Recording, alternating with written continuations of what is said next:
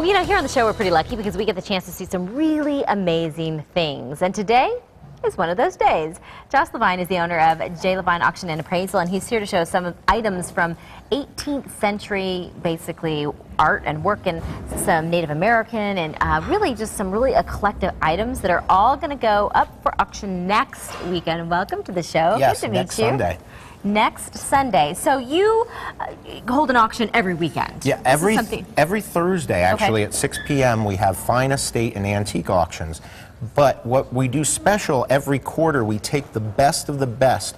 When a client hires me to come in their house and evaluate the items they're selling, I also pitch them on the best of the best should be in our quarterly sale, so we can really feature them and do things like where I'm going to show you today. Okay, so I'll admit, I know nothing about, like, very valuable things, because I don't think I own anything very valuable outside of my children.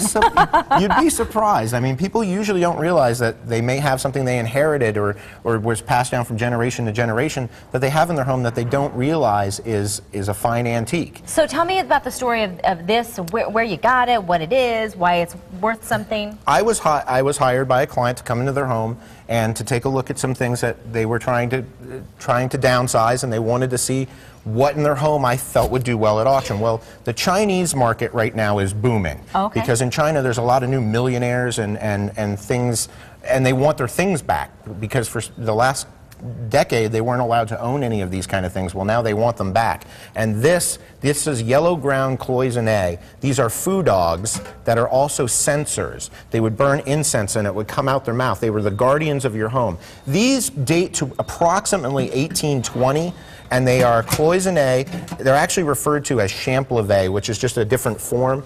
These are the finest examples I've ever had in my possession. I've seen them in museums. Is it inappropriate, and you can tell me if it is, to ask like what they would go for? They have an auction. We are estimating them at auction in this economy to be $1,000 to $2,000 for the pair, but I would not be surprised if they didn't exceed $10,000. Really? And the reason why is this market is so hot.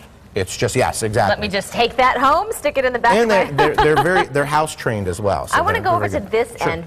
Now, what's the deal with this? Why is this so cool? This is a pre-war... Outside of the fact that... Yeah.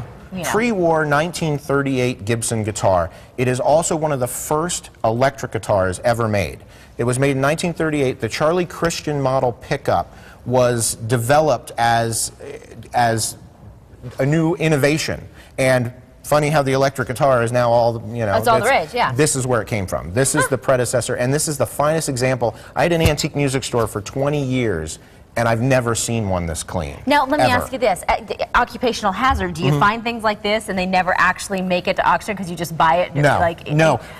One of the things I decided to do when I became an auctioneer was to be ethical. You know, and I don't feel an auctioneer should purchase at his auction. I just don't think it's ethical. Oh, no, but if you love that, you have to get it. Yes, well, then you'll have to buy it for me. I'll buy it for you. Tell my girlfriend. My girlfriend should buy it for me. He wants this. Yes. All right, I want to take a look at some pictures because there are some other things that you didn't really want to bring into the studio, obviously, because they're a little bit bigger. As a matter of fact, what you're seeing right now is a 17th century William and Mary double bonnet top cabinet.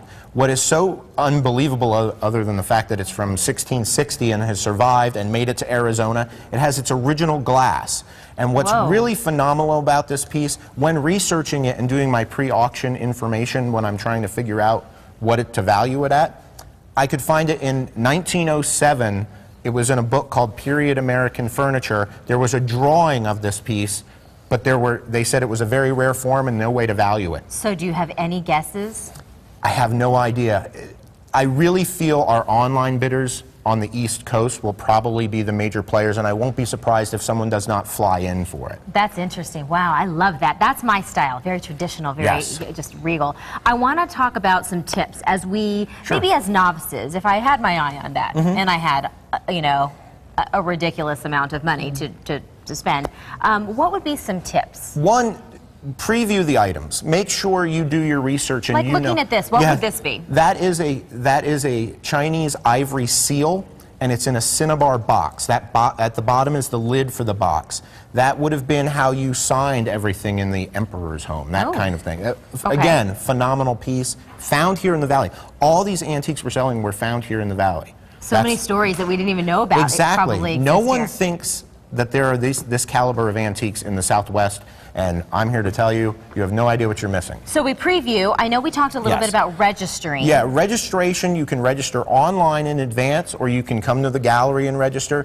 It's a very simple process online. It's like registering for eBay or Facebook. Actually, it's simpler than Facebook. Admittedly, I would be intimidated to do something like this. And not to be intimidated. Our auction, I pride myself in that we run our auction very open and friendly, and we don't, you know, if you scratch your head, you didn't bid. Okay. And, you know, I know, I would be sitting on my hands until...